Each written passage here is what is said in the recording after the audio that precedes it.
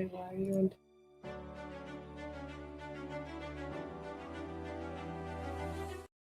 Oh, Do it. well, we're live.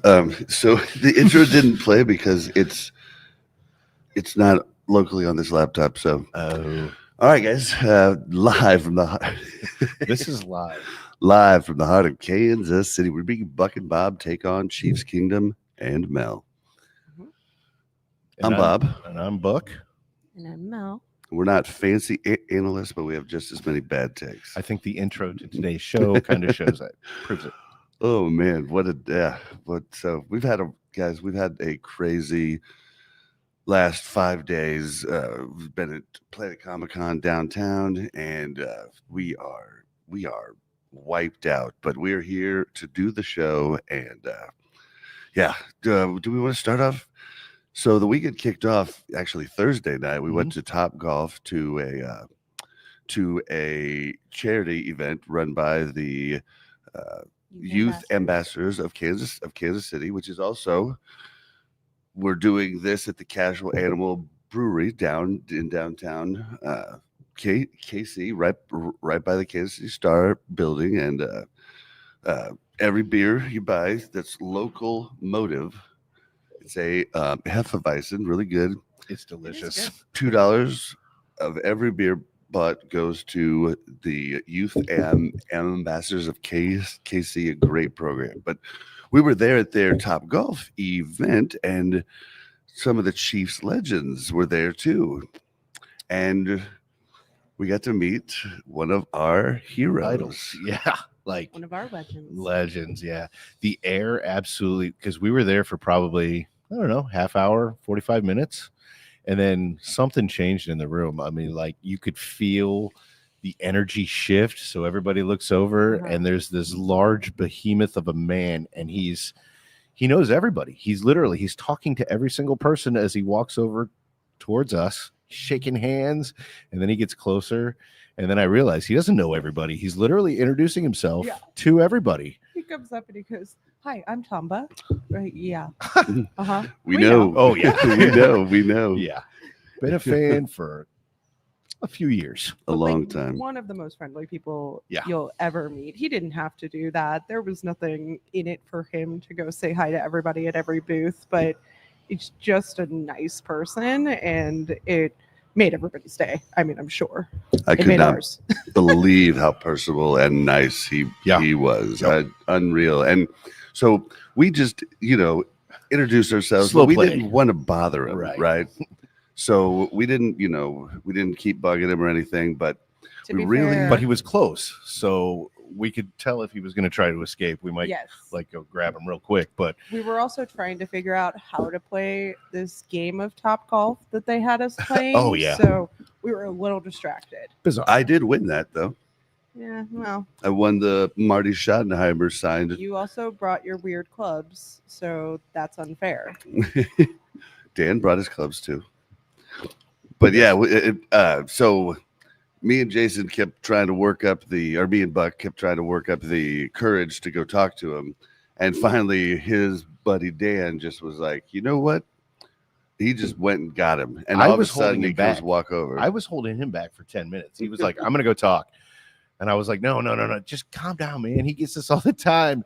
And then finally, I turned my back for a second. I see him going over there, and I was like, I'm not going to tackle him. And not only did he ask for a selfie, but after that, then he explained that, his buddies have a Chiefs podcast and they would love to meet you in person. And he didn't even wait for Dan to get those words out of his mouth. He started walking back over, and he goes, "Oh, I met you guys. Yep. You're really cool." Yep. And we both talked about different things.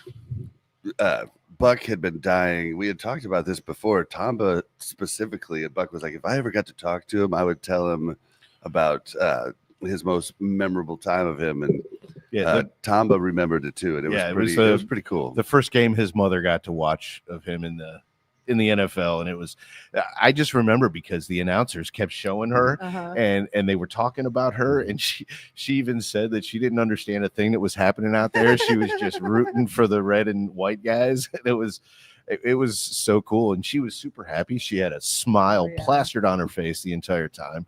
And it was special for him. And I don't remember the stats of that game. I promise I will if he comes on the show. I will look everything up. But I remember him having a really, really good game. Got to play good for Mama. Yeah, that was one of the coolest. One of my favorite Chiefs games in all time. It's probably top 5. It's awesome. Yeah, and I've always been a fan. I believe when Buck asked if there was any Chief legends I would want to interview, I specifically said Tamba on that episode, like months back. So this was just amazing. And we gave him our card and was like, hey, if you ever want to come on sometime. When they introduced themselves, they said, we have a podcast, Buck and Bob podcast. And I definitely poked my head in right as they said it and go, and Mel. Oh, yeah. She popped over the couch. You can actually see her in that picture. She's leaning over the couch. She was almost fell over into Tamba Ali. But yeah. So he almost took the card, and you could tell he was just kind of like, I'm never gonna. Yeah, I've got 3,500 cards in my pocket. And he goes, you know what? Just give me your phone. I'll give you my number. And that my heart sunk to the floor. Yep. But he said he would like to come on the show. So we are gonna work really hard. We've got a lot of things scheduled over the next 10 to 14 days. So I don't know what we'll be able to work out and when, but look forward to that because I promise you that is number 1 on the agenda at this point. In typical Mel fashion, I ducked out after the picture. I had to go figure out the golf stuff. But Buck comes over to me after they finished talking with him, and he's like, he gave us his phone number. And I was like, what? I texted my family, all of my friends. I'm like, you guys aren't going to believe this. Funny. Yeah, I tweeted it out, but then DM'd the tweet to so many friends and stuff. I had a friend that I texted, and she goes, who's that? I'm like, never mind. I think I'm deleting you from my phone book at this point. I said, just Google Chiefs legends. Oh, man. But yeah, it was a really good time. And then we went to Comic-Con. We go every year. So, you know a lot of people. You get to see him again. You only see him like once a year, lots of cases. And yeah, it's just been a really fun time. But boy, I don't think I went to bed anytime earlier than 5 a.m. And I don't think I got up any later than 9 or 10 every day. So, and Bob was in that boat alone because I definitely went to bed before 5 a.m. Well, you guys hung with me Saturday night. Yeah, you guys hung. I was up till about 4. Yep. Till about 4. Yeah. Hey, but I woke up last night, back up. Oh, and yeah. hung out. So, I mean, you were tucked in. I held my own. Yeah. You also, both of you are doing a lot better than me right now. I used everything. Oh, yeah. I'm good to go. When he texted me and asked me to come back out, I was like, okay, but you need to promise me that it's worth me putting back on real pants and a hat. Like, I'm just saying, these are you need to make this worth it. So, oh man, well, yeah. So the show today is going to be kind of like there hasn't been a ton that's happened. We're going to talk about a couple new things we haven't hit on, but we thought it'd be kind of fun since Mel hasn't been on for weeks and weeks. We thought it'd be fun to just tell her all the different things that's happened. She's heard a lot of it, but lots of it she hasn't. So we thought it'd be fun to see her thoughts on. The off-season in review. Yeah. Live. Mm-hmm. Always in the comments. And then for at least 33 seconds. Yeah. For at least 33 seconds. Yep. Killing our YouTube average watch time. Yeah, but I'm just a little bit interested to hear. Mel's always got a little bit interesting of a side. She's always got just something a little bit different. So there's a lot of these things that have happened that we talked about a couple of weeks ago that I just kind of like to hear, your thoughts on it.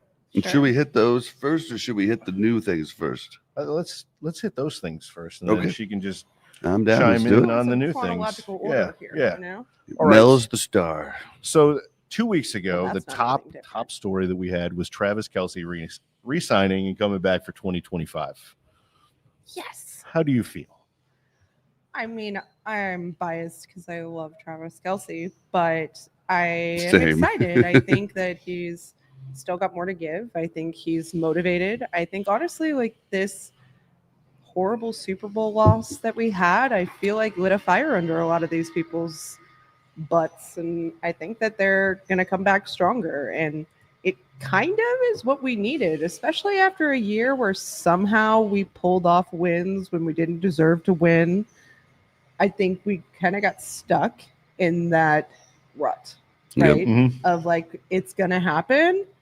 And even as a fan, you felt that, right? Oh, yeah. And I was telling somebody last night, I was like, I believed that we were going to come back so much longer than I should have in the Super Bowl. I did well into the third quarter. Yeah. I was definitely still on that train. Even when we were down and so far and playing so bad, I was like, well, I think we can maybe still make this happen.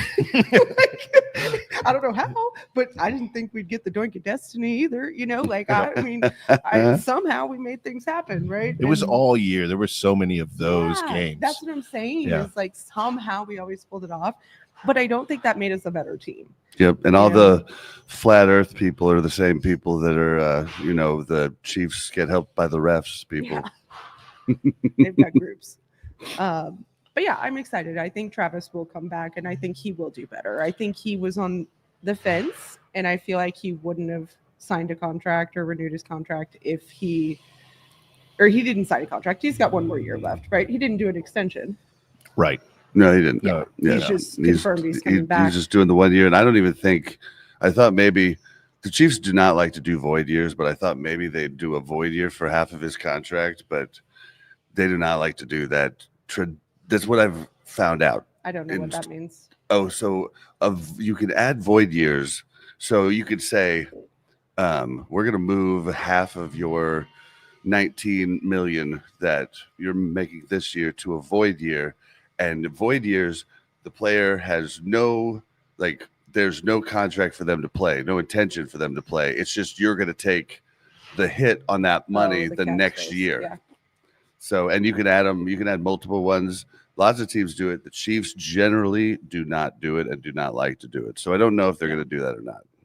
I feel like it sets you up. Like, I feel like we may have done something like that to go for the three-peat.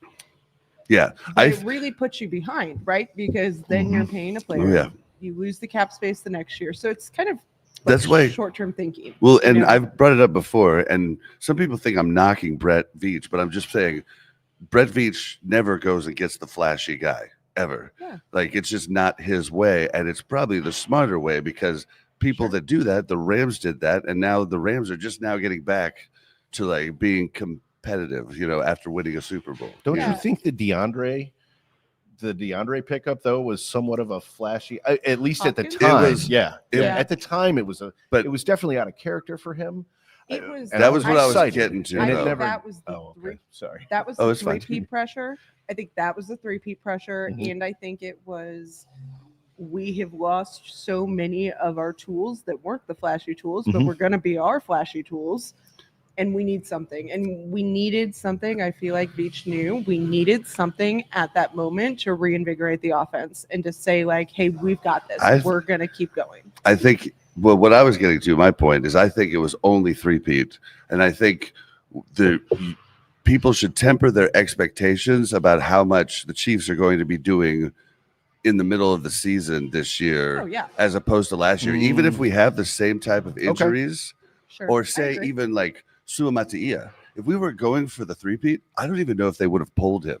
Yeah. They might have just had him keep learning. I mean, we did a lot of different things that I think were out of character last year because it's like, well, we're willing to do this for the three-peat. We also spent a lot of extra money besides what was on the cap too. I mean, right. If you get the three-peat, you can go a couple years and recover without going back. You know what I mean? Like they would have been okay with that. The franchise would have been okay with that. I mean, historically, it's better to have consistency, but if you can go for something like that historical that may never be done again, you do.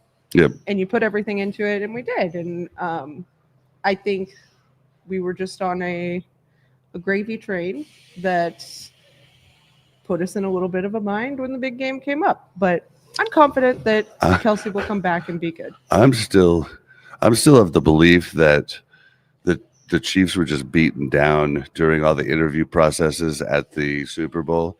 By the time they got to the Super Bowl, they were like, F all of you, because it was absurd, the stupidity of the questions asked, because it's not true media. Like people, it's troll media. Yeah, people smaller than us, and we're really small, can get in there as media. Like it's absurd the people that they let in, and but they've done that that had before. to beat them down. They've it had done to that before. Like it's not. I don't know. This is the first year we had this much hate. I don't think that had anything to do with it, to be honest. I don't know, man. I think there was a lot of other things. I think they were a little overconfident, to be honest. I think I said that from the beginning. Felt better, and things didn't go our way, and we couldn't find our way back. But yeah, I'm all right. Well, about Kelce. Yeah. Let's move on to the next one. Yeah. All right. Trey Smith gets the franchise tag. Have we signed him yet?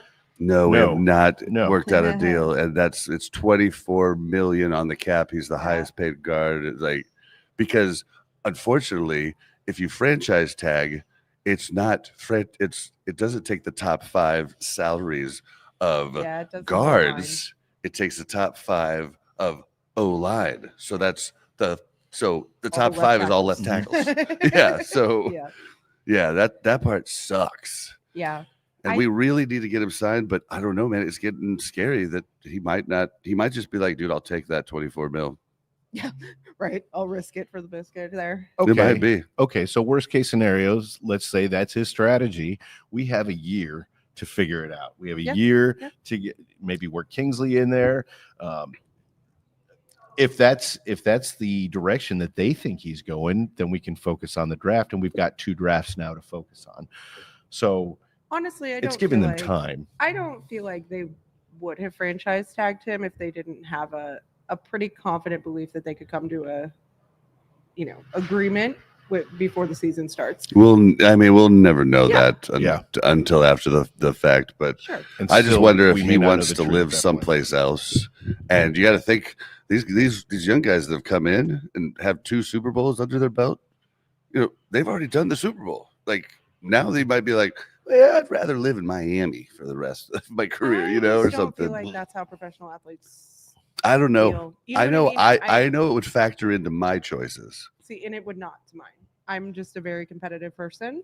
Oh, but where I live would be very important to me. It would be about winning because it would be about unless you've first. Already won that many. It doesn't matter. Yeah. Interesting. Maximize my value in this league. Yeah. Make the most that I can, but I want to win though. So for me, if I'm that guy that's choosing a $10 million contract in Miami or a $5 million contract in Kansas City, I'll take that 5 for Kansas City. Same. And I think it's just about this is a very tough game and it's physically exhausting on the body, right? Mm-hmm. And so to counter that, you want to win. Yes. And you can make a lot of money. Winning fixes everything. But if you're not winning, you're not as happy, right? Like you may like where you live, you may like, your teammates, but if you're not winning, that push you're putting onto your body doesn't feel like it's as worth it. In my opinion, that's what I would think. Okay. I guess that's a good point. We got to these are moving on. Yeah. All right. Joe Thuney gets traded to the Bears. We have a lot. I forgot how much we had. Thuney was the one that moved to left tackle, and he got team MVP. Yep. And I think Thuney was amazing. I think he was the person we needed last year, 1,000%. He helped us a lot. I think you had to pick one of them. You had to pick Trey Smith or Thuney. I don't think we were going to be able to sign both. Mm-hmm. And I think what we found out last year was that we are okay without Thuney at guard. Well, we have plenty of guards, is what I said. But I'm saying we just Thuney need tackle. Was an epic guard. Yes. Oh yeah. But when he played moved to tackle, good tackle. When he moved to tackle, he wasn't as good, but he was good. He was good, yes. But we realized that we could still perform well with somebody else in that guard position. And I think that's inevitably why Thuney got cut over Trey. I think. And it saved a lot more. Yeah, Trey's so much younger. Thuney, I mean, Thuney's been in the league forever. I mean, he won Super Bowls, or won Super Bowl with the Patriots, but he was with the Patriots for years before and he's been with us. He was with us for 4 years. I think what he has done is cemented himself as a Chief. Sure. In the manner of, let's say he goes and plays with the Bears. What is he, 36? As an offensive lineman, he doesn't have a whole lot of years. Is he left. 36? Yeah, whatever. I mean, he's not a young guy. I think he's 30 towards the tail end of his career. 32 or 33, I think, though. So maybe he goes and plays with the Bears for a year or two. Maybe he goes and plays with Miami after that for a year as a backup or something. And then he signs a one-day contract with the Chiefs. And we've got ourselves another Chiefs ambassador, legendary Chief that somebody other than the quarterback or a skill position that we all remember now. This epic, it wasn't just one game, he stepped into left tackle and he fixed our line up until the Super Bowl. And that was a thing that we're not talking about. He took the line from an 80 to an 83 overall. He took the line from they can't protect Patrick Mahomes at all to, okay, now we can win some games. Patrick has some time. And that was for half a season. I mean, I really do think we're talking about future Chiefs royalty. I do believe. I really do. We'll see. And I think he deserves it. I'm pretty sure he played for the Patriots longer than us. Sure, maybe. He's 32. 32. I thought it was right around there. Okay, well. But the way this community embraces their stars and those kinds of heroes and the way they put that kind of effort, we all know he didn't make nearly left tackle money, but he did a left tackle job, and he did it with a smile on his face. I mean, that's the kind of people that the Chiefs fans like. We like that blue collar attitude that he was making $27 million this year. So it was, I mean, I know he wasn't the entire contract wasn't that money, but that last year, if he would have served that last year out, that would have been left tackle money right there. Right. Big time, 27 mil. But yeah, we did lose 10 mil in dead money because it was guaranteed, but we saved 17 mil on the cap, and it helped to sign people like the next guy we're talking about. Yeah. Hollywood Brown re-signs a 1-year deal.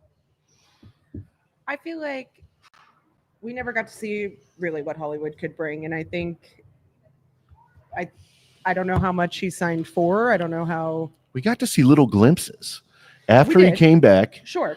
There was like one play every game that he was, we were like, oh, if he was just here all season, what could have happened? Yeah. And if you watched tape of and things that were going on in training camp, him and Patrick looked like they were on sync to at least that was the get word, 1,000 yards to Hollywood last year. It'd be interesting this year because Worthy might step in as, the number one wide receiver. I forgot to tell people that you were right on that. I forgot to open with that show. You had a rough weekend, buddy.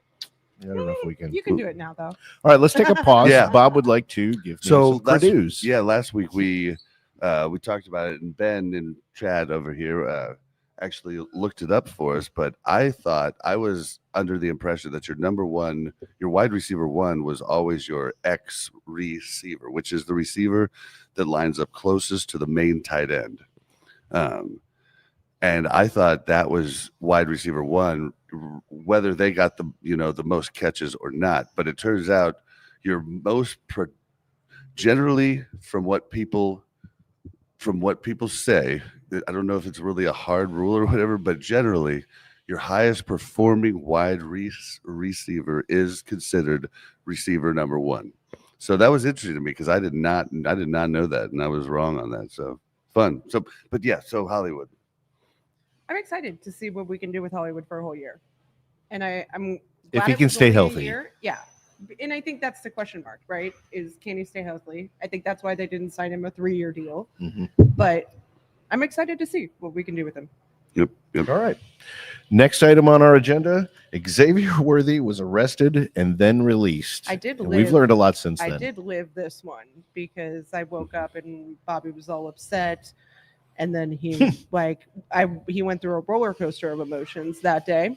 Yes, I did. And because I was just like, I don't believe it. We've got to wait till something else comes out. Man, every interview, he just seemed like such a good kid, man. Yeah. Good His heart man. is in the right place. You can tell he's not buying into the whole I'm a millionaire now. Like he's grounded. He or at least he gives off that air. He gives off that appearance that he's a good grounded individual.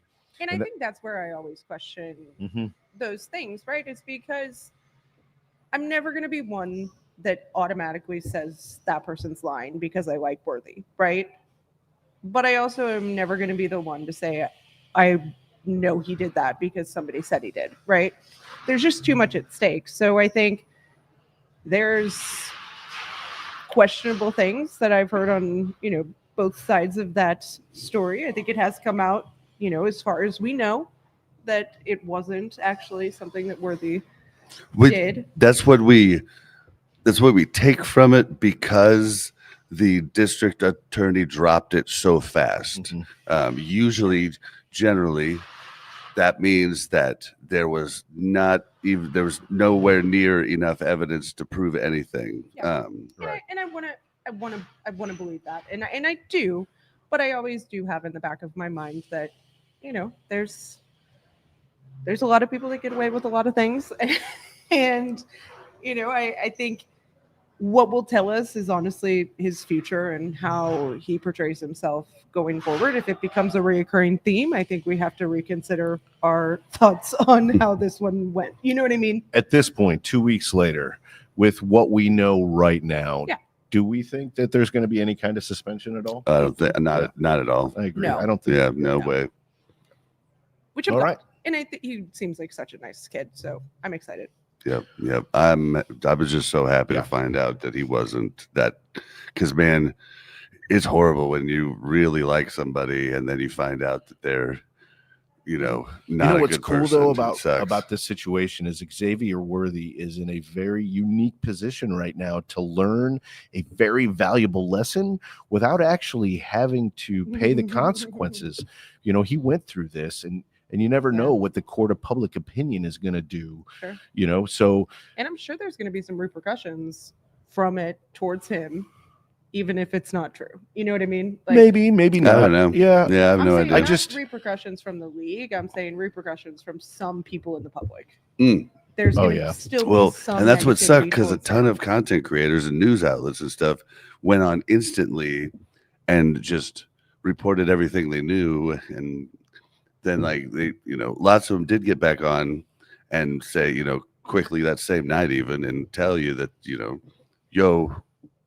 he got, off, but it's still put that out there. Some people might only have seen that and, sure, might not even know that he was, the charges were dropped right after that, Yep. But all right. I'm just happy that he's, that everything's good with him. So next item on the agenda is Nick Bolton re-signs with the Chiefs. I am really excited about Nick Bolton. I do think Nick Bolton is a key part of our defense. I think that he is the kind of glue that keeps that defense running. And I know we've been without him before. I know we've been able to, coordinate things without him. But for me, I feel like that's a good re-sign. Oh yeah, I do too. I really love it. And Bob has a very interesting take on this too. The way that the new cornerback Christian Fulton comes in and what he's going to provide and allow McDuffie to be freed up to kind of help Nick Bolton in the middle. I mean, you almost oversold it to me to where I'm like, oh, well, we're good now. Well, that's what I mean. That's him moving out is what kind of exposed Nick Bolton's coverage issues, whereas when he was in the middle of the field controlling that, the defense worked great, and a lot of people are like, why would you pay a guy just to do the slot? But you have to look at it. A lot of teams really capitalize on their slot wideouts and move their main wideouts to slots, their big tight ends to slots. I mean, the slots is one of the hardest to defend in the NFL right now, I think, in my opinion. It's like the Swiss Army knife on the on the field. It's like, I'm going to put this guy out here. Who are you going to send to defend? All right. So I'll send this guy out there, and Yeah, and defense always has to react to the offense, obviously. So, the offense has that advantage of starting out. So, yeah. But Nick Bolton's just on top of the fact that he helps Spags run the defense. Like, he's also just a really good guy, family man, stays out of trouble. Like, he was getting interviewed the other day, and they're like, where are you going to watch the games? The March Madness, and I'm just going to watch it at home with the family. He's not flashy going out. It seems like the perfect Chief. So that's what I love about him too. And he might even be stronger now and faster in coverage after being over a year removed from his injury. Sure. So I'm excited about him. He's still young. Oh yeah. He's fantastic. So we did kind of skip ahead a little bit there, and we covered Christian Fulton there also. Unless you have something specific about Christian Fulton, I don't know anything about him. He was kind of a new name for us. So, so the next guy was Jalen Moore. We picked up a new left tackle from the 49ers. We also picked up Elijah Mitchell, who's a running back from the 49ers. Okay. So Jalen Moore, he wasn't a starting left tackle, but he played 16 games. Well, and he started 12 games, like or 12 like 10. I wish we'd thought that's it, but he started quite a few games because their main left tackle was injured. But he only allowed 10 quarterback pressures and I think 2 sacks for that entire season as the backup. Kind of what Joe Thuney did here. And I don't know, some of the talking heads that I've listened to, but they pay a lot more attention. They have more time to research these guys. They kind of look at him as like a Wanye Morris type who's serviceable but not great. But I look at what he did, the numbers on paper, and I'm like, wrong. Are you kidding me? This guy is exactly what we're looking for. He would be a starter if they didn't have a Hall of Fame left tackle, one of the best left tackles in the game, and they just can't pay him. Massive contract? It's like 15 a year, and there's 2 years we'll have to guarantee it. But it was a 3-year deal, but 2 years we'll have to guarantee. I think with the problems we had last year at left tackle, I feel like we're going to try to have some extra stability, some extra backup plans in place for left tackle. I'm sure. You know what I mean? Did we re-sign the left tackle? DJ? Yeah. Not that yet that I've heard of. We haven't had any news on that yet. So, but I'm pretty sure if they will take him, he'll go cheap. I'm pretty sure. Yeah. But yeah, Jalen Moore we got for 15 a year, and if he turns out to be a really good left tackle, I mean, it's a steal. It was a huge steal. Yeah. Because what we would have to pay him after that 2-year contract if we kept him, and he was a really good left tackle, we'd be paying him double that maybe. Yeah. Sure. Yeah, if he can just play like Joe Thuney played up until the Super Bowl, then I think that $15 million is more than worth it. Sure. Yeah, yep. Agreed. Just good. Yep. All right, so moving on. This is a fun one. Gardner Minshew joins as Mahomes' backup. I don't even know who that is. No way. Dude, I'll be honest with you. I didn't either until we played the Raiders last year. But well, after we've signed him, I've looked into him. So he's wacky. He's this fun. Guy's very parallel as far as his history in the league to Carson Wentz, actually. So he was a starter. He came into the league. He's a gunslinger. He's very exciting to watch. He had long hair, so that kind of should tell you something. And when they asked him what he was excited about when he was coming here, he's like, "Oh man, I want to go out and learn how to run cattle. That sounds like fun." I was like, "This is a cowboy right here." He's not fake at all. You're gonna get what you get from Gardner Minshew. And I don't know. I kind of love. Thinks he's gonna run cattle in Kansas City, Missouri, but no, Kansas. Well, he can find plenty of places in Kansas. He might go out to some ranches and drive and be like, "Hey, can I try that?" If he drives an hour into Kansas, he's gonna find plenty of places to learn that. I'm just saying, it's not in Kansas City, not a lot of everybody people does don't that, realize you know? Johnson County, Kansas City, both sides are huge. There's no cows close to us here, but there is. You drive 45 minutes and there's a lot. My buddy lives about halfway through the state, so it's about 3 hours drive from here, and you get about 60 to 90 minutes away from that town, and you can smell cows. Oh, yeah. It's I'm rough not to live there. saying they're not there. I'm just saying it sounded like he was like, that's what everybody does. Right next to the stadium. Right? Yeah. I'm going to rustle me some beef. Oh, God. No, I'll do me a favor, though, over the next week. When you get a few minutes, just watch a couple of Gardner Minshew highlights. Interviews. Interviews and That's some fun. Highlights, and just watch. He's a fun player to watch. Okay. He really is. All right. I mean, he's got some skills. We need a backup because historically we've always had to rely on a backup in one crucial moment or another. The way that Minshew plays his game, I am more excited about him as the backup than I was about Carson Wentz. And I loved Carson Wentz. I thought that was a fantastic backup. So I'm really excited about this. So let's move on. Well, yeah, but let's skip to Justin Reed because Melissa doesn't know a ton about Tershawn Wharton. She does not really care about that. And then the special team stuff. Yeah, and then the long snapper. Okay. Yeah, Justin Reed, Bob's best friend, signs with the Saints.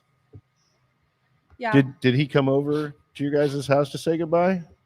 Yeah, he did. Definitely. No, he didn't. You give Bob a hug? Every year we lose somebody that's really good. And somehow we always find the next person that's really good. So I think the guy we drafted, Hicks, last year, sealed Reed's deal. Yeah. So I hate to see Justin Reed go. I hate it too, man. But I hate isn't even the right word. And I think we'll be fine. Well, I just feel like we could have paid him. The deal he got was 3 years, $10 million a year. Like we could have paid that, I think. But yeah, that one. I think that is the biggest change over the offseason so far. That's really hurt me. We do so well though with developing new young talent. Specifically, defensive backs, Correct. Safeties, and corners. We develop those really well. Why put the limited amount of money that we have into Justin Reed is such a special player. Like I wouldn't be surprised if within 25 years you see him on the presidential ballot. I'm not kidding, man. But who did we lose last year? What corner did we lose last year? Last offseason? Sneed. Yeah. Right? Legarius. And it's just every year we lose this one really good player that came to the end of their rookie contract. Had we been doing this podcast last year, this is probably the exact identical conversation we would be having right now about Sneed. Well, and Reed, but I still get him as we didn't draft him. We paid him about the same contract that he just signed with the Saints when we lost Tyrann Mathieu. Yeah. So and just like so crazy to have an extra kicker too, like a skilled kicker that could come in at a pinch. For sure. You'll hardly ever use it, but when you do use it, it's big time. You're gonna be glad you had it. Yeah. So that's the one that hurts. Kelce's been working on his kicking, so I think we'll be fine. Maybe that's how he's gonna stretch out his career. Ooh. We get an extra 5 years out of Kelce as the kicker. Ended on a kicker career. Okay, so the next thing on our agenda, Patrick Mahomes and Chris Jones get extended. They both re-sign deals, freeing up about 49 point something million, almost 50 million. How huge is that?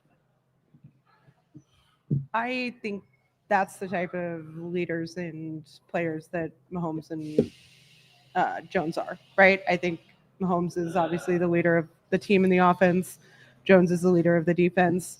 And I think that that's a very, expected thing for them to do in my mind. Like that's what I expected them to do, to free up the cap space. Yeah, it's becoming every team's doing it now, Trent Green did it back in the day. I do remember that. I don't remember what the contract was, what he freed up, but I do remember he signed a contract that was very team friendly like that. But let's not get it twisted. I don't remember any of I'm learning so much about this now. I don't remember any contracts. It's not like they restructured the deal, so now unfortunately Mahomes and Jones make $50 million less. It's not that they make less money; it's just how they get paid. Yeah. Right. Well, they convert some of it to signing bonus, which does not go on the cap, but you can only do that. I don't know if it's 1 or 2 players. There's stipulations, and you can only do it once a year. So that's why you generally see it done with the largest, the highest paid player on your team. Mm-hmm. Well, and I think Mahomes and Jones, they both make enough money that they're not super worried about if they get $1 million extra this year versus next year, right? That's not their concern. They'd rather have a better team around them, right? And they're not giving up money. They're just switching it just around. Like allowing the Chiefs to pay them in a different manner. Yeah. And I think that's very, and if they don't do that, how selfish is that? You know what I mean? I'd be annoyed, I guess. Yeah, that would be there was a really valid reason. That would be putting that would be putting I'm not sure what the word is that I'm looking for here. Of course I can't think of it, but that would be putting a strain on the team. That would be blocking the team, a roadblock of sorts to say, yes, we could get better if I allowed you to do this, but what am I getting out of it? Which is kind of sad that that is definitely a mentality out there. We all feel like this is what they should do. I guess that's kind of sad, right? I feel like we should give them more credit for doing this and working with the team. You have to also give credit to Hunt, because what's happening is by doing that, they're also paying more money. Sure. That they wouldn't have to pay. Yeah, they're actually buying over the cap because of the signing bonuses. Sure. So that's something. Works. And that's why it's a limited thing, because if they could do that with everybody, then everything would be signing bonuses. Yeah, the cap would be irrelevant. Yeah. Yeah. So it's interesting because cheap teams won't do that. That's why everybody was scared the Bengals weren't going to be able to sign everybody, because generally they're like, no, we don't want to spend extra money. Yeah. They just let their players go. If you look at history, usually. All right. So the last thing on our list of things that we've talked about that Mel hasn't had to cover yet is, unfortunately, Samaje Perine was not able to be retained by the Chiefs, but he was signed to a 2-year contract with the Bengals for $3.6 million, with $40,000 of that guaranteed. I quit. Listen, Perine, he was my MVP. He was always there when you needed him. I know he wasn't super flashy, but he was amazing. He came up in some really big moments. The only thing I can think is that Perine was a bad influence on Kelce, because he, bailed him out a couple times, being in the right place at the right time. Maybe they were like, I didn't even think about that. I didn't think of that Perine, because they're like, Kelce throws to him too much. Kelce's buddy. No. That's a thing. That's a positive for the team. Oh, no, it's not. Andy Reid does not like it. If you don't think that Kelce is going to find his new Perine this season, they're just trying to I think we'll figure it out in preseason. They're like, okay, Kelce's got to find a new one now. I can guarantee you, though, Andy's tolerates it more than most head coaches would, but he doesn't like it. It's because it's worked. Well, if it hadn't as fans, we love it. If it hadn't worked, though, he would have shut that shit down. Oh, yeah, that would have been done. Yeah, that would have been the last time we see that. Oh, but I love Perine. And I think it's even more annoying that he went to the Bengals, because listen, if Perine beats us when we play the Bengals, we're not playing the Bengals. We may play the Bengals. No, we already know the schedule. If we play them in the playoffs. Yeah. Well, we know who we're playing. We don't. Oh, that's true. That's true. Yeah, if we play them in the playoffs, it's Look, possible. if you're a stats guy, if you're a numbers guy only, and only what you see on paper matters, then losing Perine, honestly, is nothing. It really isn't anything. But what he brought to the team, like everything. what his relationship with Kelce and what they were able to do. Not the numbers that he got, but when he was getting the numbers, the specific timing of these plays that he was a part of, he really, and he didn't give up ever. He never gave up, and that's why Mahomes tossed it to him while he was on the ground. Solid, consistent. Yes, very much so. And he came through when he needed to. He's not the running back we need, but he's the running back I wanted. Okay, that's all. It definitely wouldn't hurt my feelings for him to stay for another season. No. It would have, if that would have meant, we're going to cover it there in a second, but if that would have meant we couldn't get Kareem, then that would have hurt me. I wanted Kareem more than him. I don't know. Period. It's kind of a toss-up. No, I'm just it's not a toss-up for me at all. It's not a toss-up, and that's what makes me feel bad is that I can't disagree with Bob on this one. Kareem Hunt is. I'm just saying they guaranteed him $40,000. Yeah. I mean, come on. We couldn't guarantee him $40,000. I was trying to figure out some contract stuff, so I was asking Bob questions this morning, and I'm like, all right, 3.6 guaranteed and 40K or 40K guaranteed. And he's like, that's not like a real contract, though. They don't guarantee 40K. And I'm like, oh, no, that's the literal. I'm giving you the actual contract. He's like, really? 40K? I've never heard of that. Yeah. That's what I'm saying. Like, we couldn't guarantee him 40K.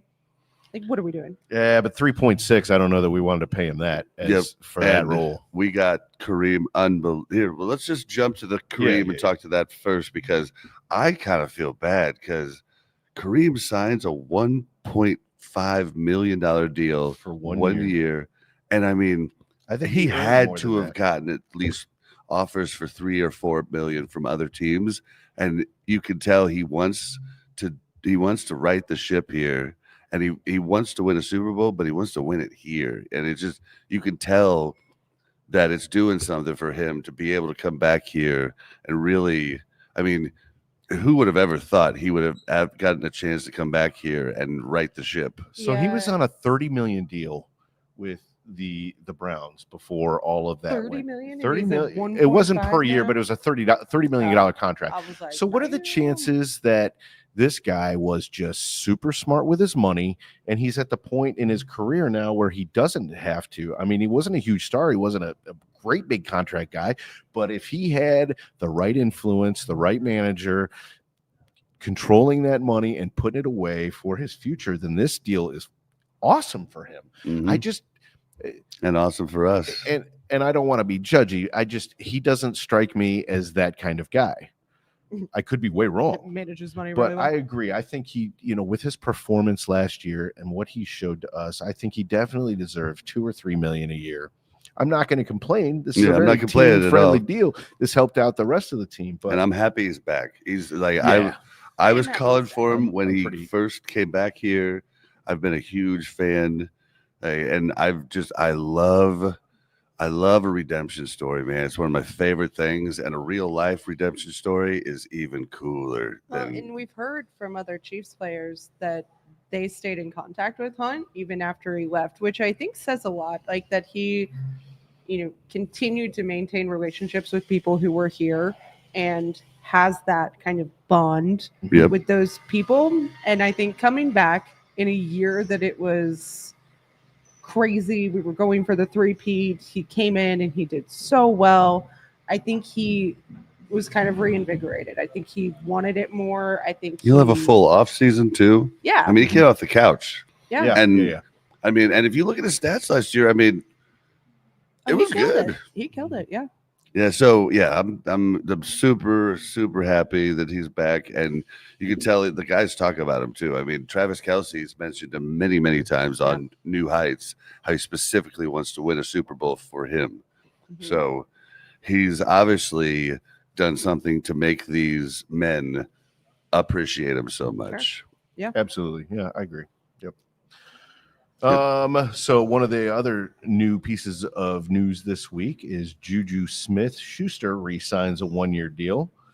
Don't have a lot of specifics. Can't imagine it's a big contract. Yeah, I think he's still getting paid from the Patriots. We were trying to figure that out. If anybody wants to answer us, like if we pay him too much, does that mean we then take over from the Patriots? Like, I forget how these things work. I don't think so. I think the Patriots are required to pay him what they No, We're regardless, going to pay him regardless of guaranteed what money. we And ours offered. is just in addition to that. Yeah, And the Patriots- we're paying Trey $10 million this year. That's our dead cap. Yeah. Yeah, it doesn't matter how much the other team pays that person. Not Trey. Sorry, Joe. Joe. Yeah, it doesn't matter if he gets paid $20 million from the other team, he still gets the $10 million, so then he's making $30 million. You know what I mean? And I think that's how it is. But somebody said on a show that Gardner Minshew, if the Chiefs pay him up to a certain amount, then that means the Raiders won't have to pay him. And I don't understand how those things work. Oh, yeah, I don't know that. I don't. Yeah, it's so. I think there's different stipulations and contracts that are not exactly guaranteed. Like they're guaranteed unless somebody else pays you a certain thing or something. Yeah. But I would love for somebody to educate us on that. You know who's been really good at excited about educating us so far is our buddy Ben, our steady Shout out to listener Ben. Yeah, He's got some good information for us. Very entertaining guy. Yeah. I am excited about Juju, though. I think that Juju he's not like, oh, yay, we got Juju, we're going to kill it, right? But he's definitely a good veteran presence and something that I do believe helps just having in the back pocket, right? And there are games, I mean, he goes through stints where there's games where he has like a decent amount of catches, right? Yep. But I think he's developed a good rapport with Pat, and I think that he's reliable. He's not dropping the ball every other time. So I think it's a good signing. Yeah. Yeah, it all depends on how much it was for, but Sure. I don't think it's much. Yeah. I don't think it's much if at we're all. paying him $10 million, I'd say that. Oh yeah, I would Yeah, not want no, to do no, that. no, no, thank- No, not want to but do he's that. getting that from the Patriots still, so he's okay. Yeah. And the other re-signing was Charles Omenihu. He signed a 7. OC? Yeah. OC Umenyiora has Last- signed with the last Chiefs. night, I was outside drunk. Leave me Bobby alone.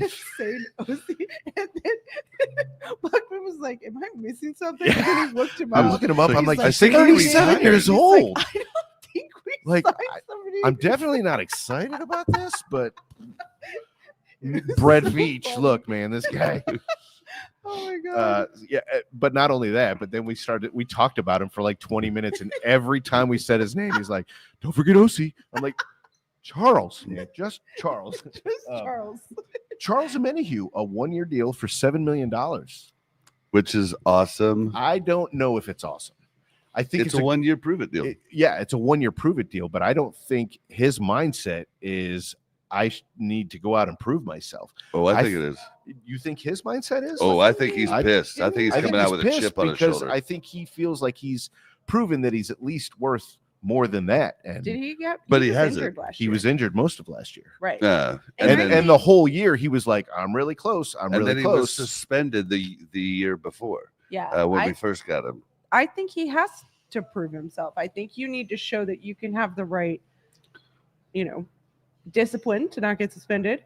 You can have enough, consistency to not get hurt again, right? Like, and I'm not saying that everybody that gets hurt needs to prove themselves for a year, but 2 years in a row with something different happening, I think you're just asking for a 1-year contract. Right? Yeah, Like, that's all you're going to get. And I guarantee he had to go through a rough realization. He put out a bunch of tweets and deleted them all because his agent probably called him and was like, dude, get that off the internet. But he really thought that he was going to like get a lot more looks from everybody and was going to get possibly a big contract, and no one gave him one. I guarantee you. I really did honestly think that was going to happen. I thought somebody was going to take a chance. He came on in his- though. on his when ceiling. he came back, he was really good, wasn't he? He opened up the rest of the Right.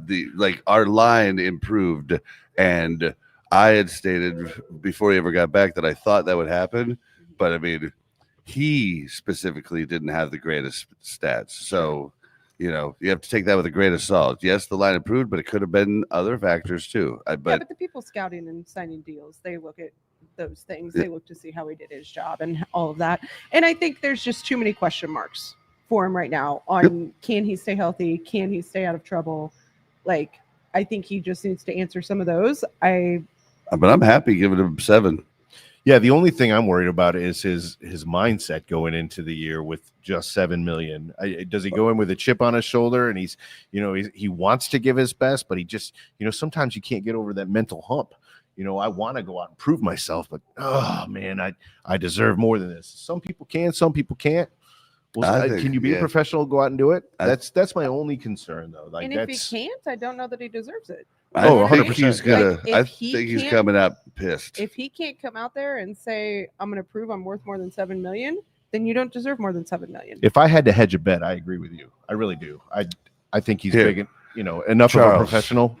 Charles, I know you watch this show, so I want to tell you what to do. What you do is every team that told you were worth less, just think of that GM's head on top of every quarterback we play this year. And just put that head right there, and you go get that ball. Give me the ball. Give me the ball. Give me the ball. Give me the ball. I'll give you the ball, coach. I'll give you the ball.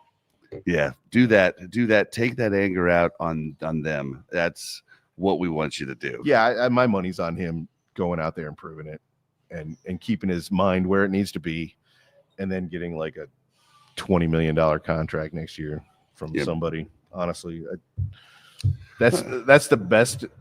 That's the best outcome that could come for the Chiefs this season. Mm-hmm. So that'd be cool.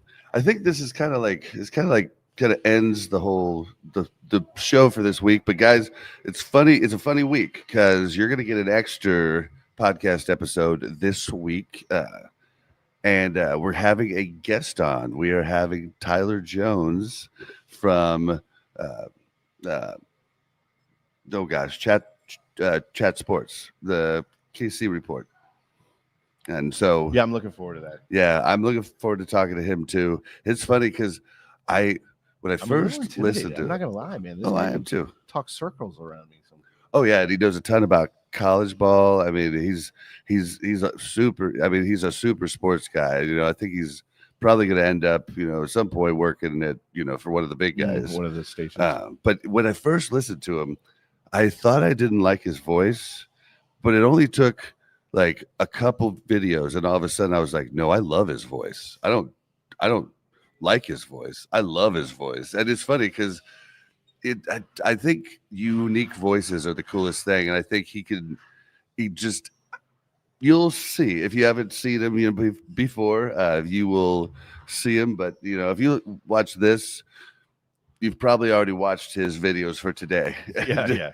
So you're probably catching us because the algorithm doesn't have anybody else to put in there. But yeah, so we're having him on. And then the Monday following that, we are having the guys from the All Chiefed Up channel, which I'm super excited about. I feel like their personalities are very similar to us. And I'm excited to talk to them. So loving having guests. We're hoping to get even more guests here in the off season, just to kind of get us out of our, echo chambers. You know what I mean? So we can just get different opinions, different takes, yeah. And we can get those from other shows and stuff, but we can't back and forth. I can't ask a follow-up question of, well, but why do you think of this with this added in? And it's something I love to do in other podcasts. I mean, my last one, over the years, I had hundreds of different guests, and I loved interviewing them. And I love talking to new people and getting new perspectives. And so we're excited to start this journey, and we're hoping we could get more. Cole said he would come on too, but I sent him an email. It's one of those things where it's like, I'm not going to harp on somebody over and over. Yeah, if he's busy. Yeah, he probably just was like, I'll write him back, but forgot. But like, I'm not the type of guy that's going to keep pestering. So maybe in a month or two, I'll hit him up again and see, But anybody else who want to be a guest, we're not, I know King Jamie the Mad might be coming on sometime. He has his own podcast too. That'll be fun, man. Yeah, that guy's got a lot to contribute. Yeah, we're not we don't put our nose up. You don't have to be a big channel to guest on our RM show. So I'm starting to find a lot more Chiefs podcasts, and I'm liking them. So, anybody who would like to guest, just reach out to me, and I would love to entertain the thought of you coming on. Yeah, let's talk Chiefs. Sure. All right, guys. Well, you can find us everywhere at BukNBob.com. That's BukNBob.com. Mel doesn't really do social media. Buck, where can we find you? I'm always on Facebook, and then you can find me on Twitter. It's at Buck_Tastic. That's BUK_TASTIK. And you can find me on X at Blazin_Bob. That's BLAZZIN_BOB. Thank you guys so much for hanging out. Sorry our intro didn't work. But yeah. Thank you to the youth ambassadors and Casual Animal. Yes. Thank you, Mel, for everybody. Yeah, remember, we still have the rest of March and all of April. $2 from every beer you buy here of Local motive. It's the Hefeweizen. We'll go to that charity, and it's a really cool thing that this bar does for. They do a different charity every 2 months. So even after they're doing the KC ambassadors, you guys should keep coming because it's a cool vibe, man. It's like a coffee shop, but a brewery, right? Mm-hmm. You get that feel. Not everything matches. There's board games everywhere, and it's just real cool. It's chill. And I don't know why I think it's the coolest thing, but they have water stations where you just get your own water. I don't know why I think it's so cool, but it's cool. Agreed. Yeah, it's cool. All right, guys. Well, let's get out of there. How about those? Out of here. Bye. Chiefs. Bye, guys.